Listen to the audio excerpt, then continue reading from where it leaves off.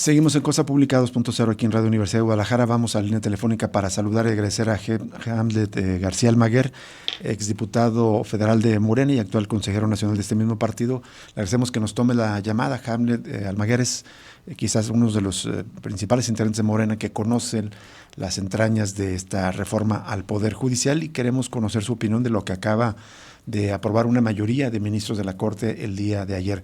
Hamlet, muy buenas tardes. Gracias por atender esta llamada. Muy buenas tardes, Rubén, Jesús, un gusto saludarles y a toda la audiencia de Cosa Pública. Igualmente para ti, Hamlet.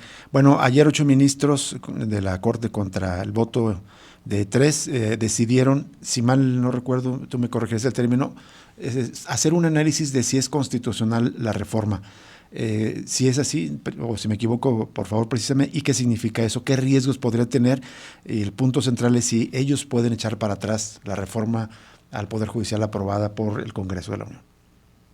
Es correcto, y al contrario a su propia jurisprudencia y a lo que manifestaron públicamente bajo protesta de decir verdad en sus comparecencias en el Senado de la República, y me refiero en específico a la ministra Ríos Farjat, pues están considerando un cambio de opinión diametral y ahora quieren meterse a revisar, a discutir si una reforma constitucional es o no constitucional, es decir, si la Constitución es inconstitucional. Entonces, el tamaño, la dimensión de esa osadía, el despropósito que tienen los ministros de la Corte, pues es increíble. Además, como te decía, hay jurisprudencia en el sentido de que no se puede revisar. Eso lo establecieron en los últimos 25 años de manera muy clara. Ocurrió en contra incluso de algunas reformas estructurales de tiempos de Peña. Y en 2019 la ministra Ríos Farjat, a pregunta expresa del entonces senador Damián Cepeda del PAN, le contestó que no se podía revisar el actuar del constituyente, porque eso implicaría una invasión de facultades y que la Corte tomaría un lugar que no le corresponde, que se ubicaría por encima de los demás poderes. Y ayer, pues, la ministra Ríos Farjat cambió de opinión y dice que ahora sí se puede revisar.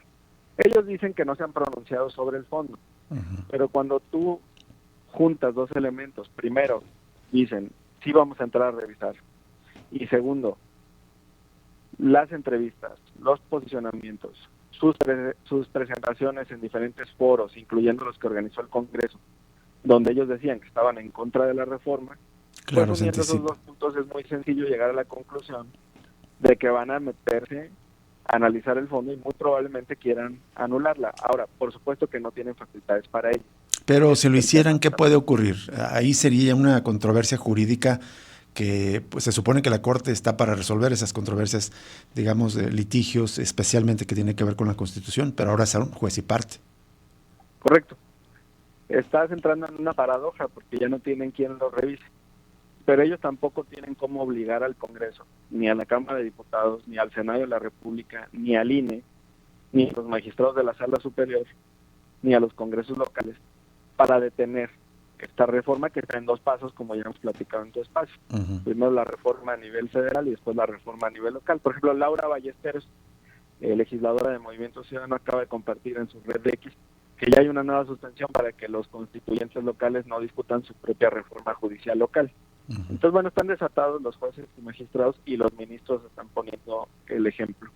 ¿Por qué esta medida desesperada de los ministros? Porque se dieron cuenta que el amparo es improcedente y eso está en el artículo 71, fracción primera. Porque se dieron cuenta que la oposición no tiene las firmas para presentar acción de inconstitucionalidad, para eso requieren un tercio de los integrantes de la Cámara de Diputados o al Senado y no los tienen. Porque se dieron cuenta que las controversias constitucionales, si la presenta el gobernador Alfaro antes de irse o si la presentan los alcaldes, tampoco van a ningún lado porque no hay una invasión de competencias en esta reforma judicial. Entonces ellos, por la puerta de atrás, deciden crear un nuevo mecanismo de control a solicitud de los propios jueces y magistrados. Es un proceso endogámico, mira. O sea, jueces y magistrados le preguntan a la Corte, oye, Corte, ¿crees que podemos meternos a revisar esto? Y la Corte dice, bueno, por supuesto. Eso está a punto de ocurrir y es ridículo. Están a punto de dictar una suspensión también para que la Tierra deje de girar sobre su propio eje. Ya hay algunas respuestas de algunos legisladores. Me parece que fue Ignacio Mier quien hablaba de un juicio político y la presidenta Claudia Sheinbaum dice que está en contra porque justamente es eso lo que quisieran los ministros de la Corte para luego acusarla de autoritaria, y creo que tiene muchísimo sentido, ¿no? Es decir, si Sí, por es ser un juicio correcto. político, ajá, Quieren sembrar elementos para los tribunales internacionales, para la Comisión y la Corte Interamericana, y entonces ahí victimizarse y decir que fueron destituidos mediante juicio político. Pues claro que se trata de una provocación a constituyente al pueblo de México.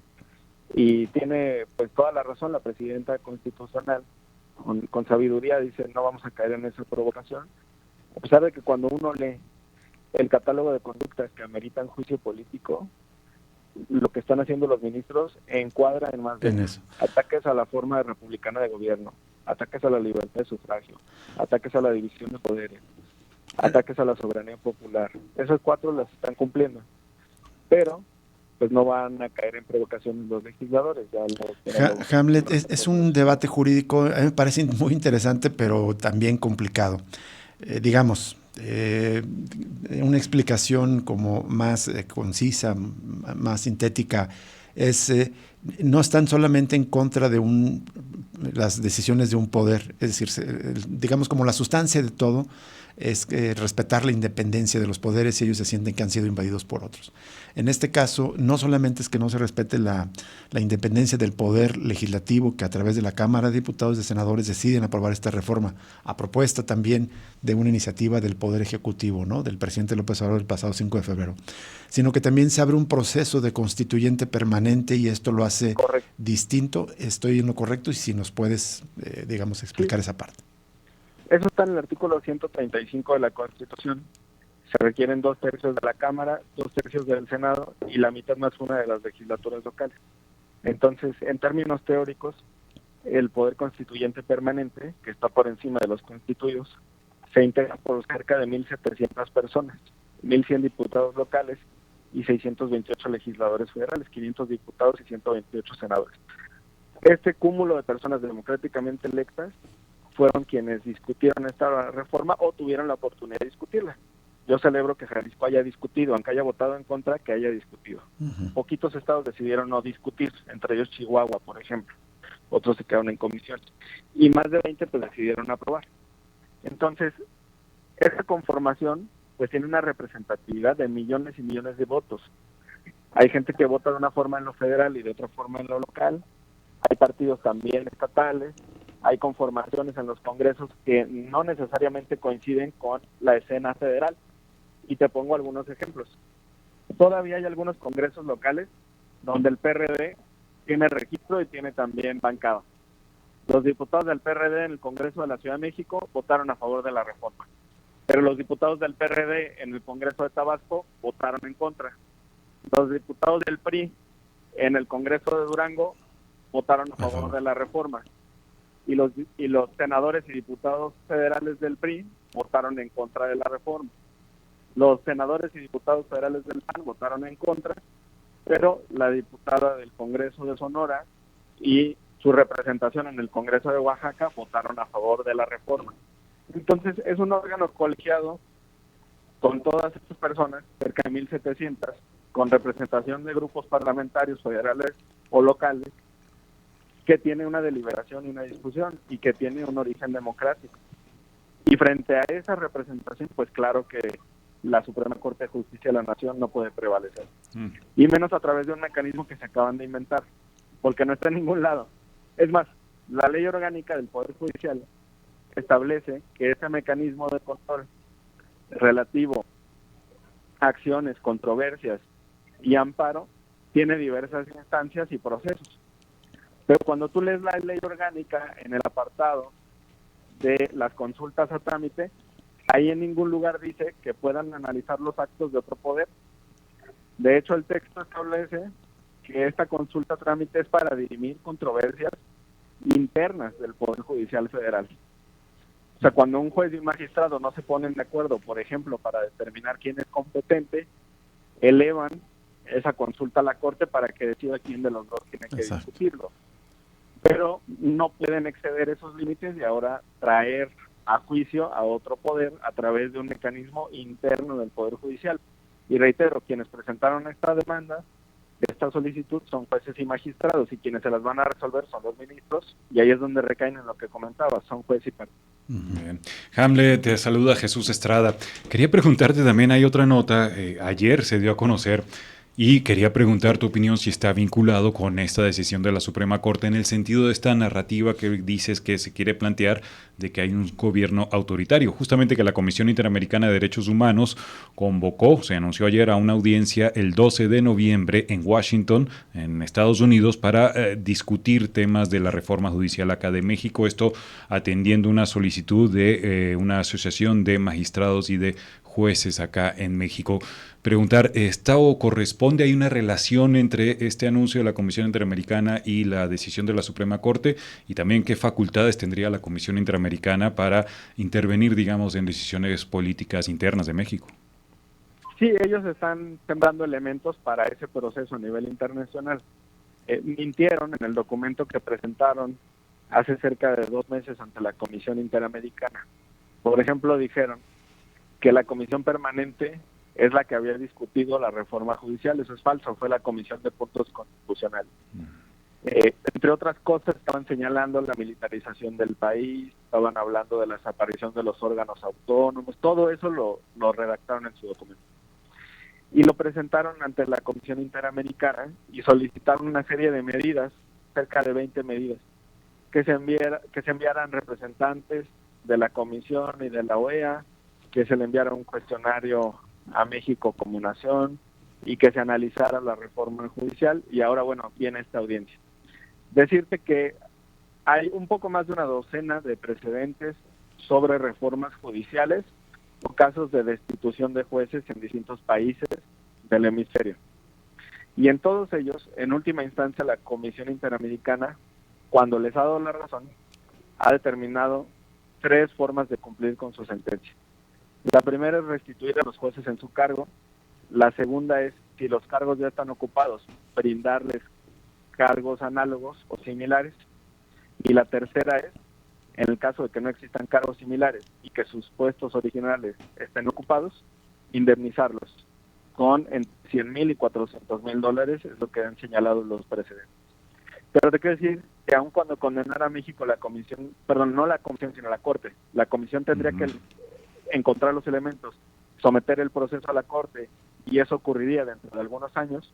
Aun cuando México fuera condenado, pero nosotros consideramos que no hay elementos, pero aun cuando fuera condenado, bajo los propios parámetros de la Corte Interamericana, todo se resolvería con indemnización.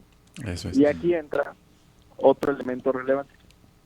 Hace 15 días, bueno, no, ya tiene un mes casi, fue el 11 de septiembre, el Consejo de la Judicatura Federal determinó reducir la edad de retiro de los jueces y magistrados, para que en lugar de los 65 años sea los 55. En el momento en que jueces y magistrados abracen su retiro dorado, sus pensiones doradas, que están protegidas por este acuerdo del Consejo de la Judicatura, se quedan protegidos. Y eso implica que la demanda que presenten ante la comisión, y a su vez cuando la comisión eleve el asunto a la Corte, pues no va a tener ningún efecto práctico, porque ellos ya están cubiertos. Entonces ellos mismos están generando estos actos también, pero nosotros estamos tranquilos con que el proceso va a avanzar. Dice el artículo 6.2 de la Ley General del Sistema de Medios de Impugnación en materia electoral que no hay suspensión en materia electoral. Y esa también es una razón por la cual el INE no se ha detenido en sus procedimientos. Ya lo dijo el presidente del Senado, Fernández Noroña, no se va a detener la reforma judicial, y lo han dicho también mis compañeros diputados. Entonces no están en disposición de acatar estas determinaciones porque están viciadas de origen, porque son parciales, porque tienen conflicto de interés y porque se generaron en exceso de sus competencias. Hamlet García Almaguer, solo no sé, nos queda un minuto a ver si es posible que nos orientes de las posibles salidas. Si avanzan estos ministros en la revisión, dicen, no, sí, vamos a revisar y además le echan para atrás, ¿qué puede ocurrir? Puede haber una vía incluso todavía alterna de negociación, o pueden decretar lo que quieran los ministros y sencillamente no se acata. ¿Cuáles serían las posibles salidas? La sentencia estaría emitida fuera de sus atribuciones. Hay un principio constitucional que se llama legalidad, y eso significa que las autoridades deben de actuar dentro del marco de sus facultades y atribuciones y no pueden hacer nada que no tengan expresamente otorgado por la propia Constitución o por la ley. Y ningún artículo de la Constitución establece que la Corte tenga que calificar una reforma constitucional. Le da facultades de calificar reformas legales, secundarias, y no a capricho, sino a través de estos 3 mecanismos que te comenté: amparo, controversia y acción. Bien. Pero no a través de una consulta para trámite y no como lo están haciendo, mucho menos en el caso de una reforma constitucional. De acuerdo. Muchísimas gracias, Hamlet, como siempre, por ofrecernos este análisis tan claro sobre estos asuntos tan complicados, y si nos permite, seguimos en contacto contigo.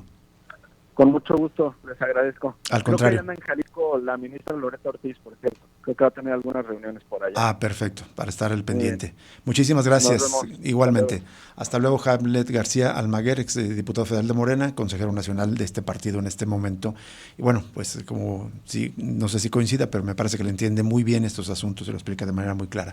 Vamos a una pausa y regresamos la siguiente entrevista con Jorge Cepeda Patterson, quien acaba de publicar en Planeta el libro Presidenta, la victoria de una mujer en un país de hombres. Sobre esto vamos a conversar después de esta pausa.